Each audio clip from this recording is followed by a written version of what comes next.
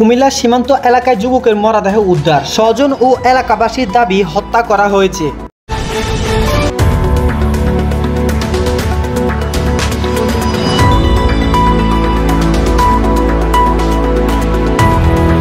গত বৃহস্পতিবার ২রা জানুয়ারি কুমিল্লা আদর্শ সদর উপজেলা সীমান্তে কটক বাজার এলাকা থেকে এক যুবকের মরদেহ উদ্ধার করেন কোতোয়ালি মডেল থানা পুলিশ। পরবর্তীতে ময়নাতদন্তের জন্য মরদেহটি কুমিল্লা মেডিকেল কলেজ হসপিটালে প্রেরণ করা হয়েছে।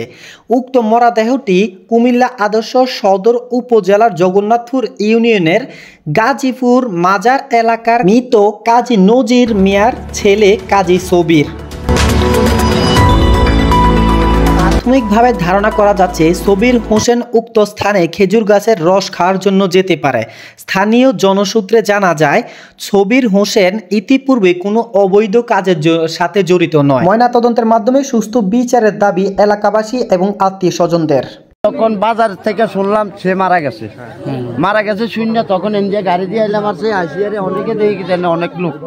তখন জিজ্ঞেস করলাম কি হয়েছে, কেমনে মারা গেল? কইতেছে আমরা শুনছি কে বলে সেদিকে গাছ কাছে, একটু আর দেখছি না। এরপরে বলছে কতই বলে বাচ্চা বাচ্চা কয়েছি করছে, এটাই শুনছি। এরপরে মনে করেন আমরা তো আর কাছে যাইতাম দিছে না। এরা যাইতে দেয় না, এই বিজেপি। এটা কি বিজেপি নিয়ন্ত্রিত এলাকা না পাবলিকের? এটা পাবলিকের বিজেপির লোক, এনে বিজেপি কেউ আসতে দেয় না। বিজেপির এনে মনে করেন ইয়ে করে। আর এটা তারা যারা লোকে বাবা সে হেরা আসতে পারে, তাই হ্যাঁ, আর অন্য মানুষ আসতে পারে না, তাই হ্যাঁ। বিজেপির টহল দেয় এখানে, এনে তারা টহল দেয়, তারা লোক আসে না, আসে তারা যারা লোকে বাবা আছে হ্যাঁ আসতে পারে।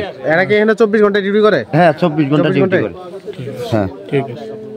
এই জায়গায় যদি 5000 পুলিশ আসতে হতো না। আমার কথা হচ্ছে স্যার, এরা রাত্রে 10টা থেকে সকাল 7টা পর্যন্ত ডিউটি করছে, তাহলে এদের অগোচরে হওয়ার কোনো ঘটনা নাই, কোনো স্কোপই নাই ভাই। এগুলো তদন্তে আসবে স্যার, কোনো স্কোপই নাই। পুরা একবারে জনগণ সহ ছবি উঠান। এই বাদি ভাই কই সকালে তো কান্না শুনছে, এদিকে আসেন মুরব্বি, এদিকে আসেন। এখনই দেন বর্তমান রাস্তাটা পুলিশ চলাচল বন্ধ, আমার ফেক দিয়ে বসে আছে। আর আপনি কি কাগজ আছিল যে এখান থেকে পুলিশ যাবে না? আমি কথা বলি না, আপনি হাবিলদারি ডাকেন। শামীম আহমেদ, কুমিল্লা প্রতিদিন, কুমিল্লা।